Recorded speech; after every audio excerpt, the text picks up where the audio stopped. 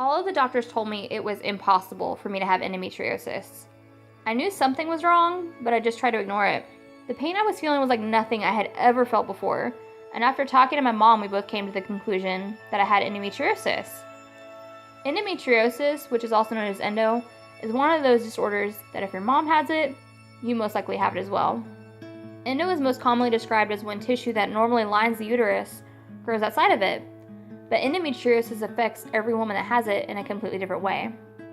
The first doctor I saw wound up being the only doctor out of the many that I saw during the 6 months that believed I had endometriosis.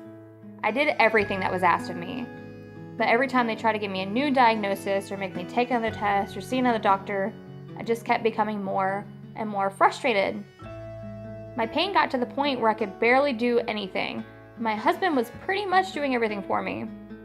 I wound up even having to decide to take a break from my job at the Foy because I physically could no longer go to both school and work anymore. There were a couple times that I had to go to the ER because I would feel something just burst inside of me and I would start bleeding profusely.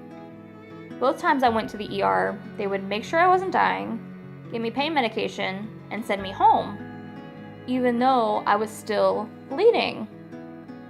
I went back to the OBGYN for what seemed like the millionth time, and she finally decided to do surgery on me. And when I asked her if she thought she would find anything, she told me no.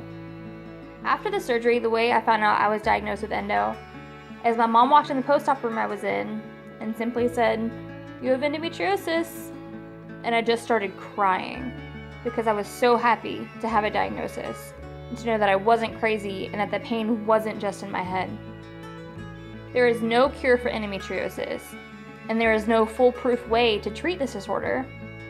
It's scary to know just how little doctors know about endometriosis and how unpredictable this disorder can be.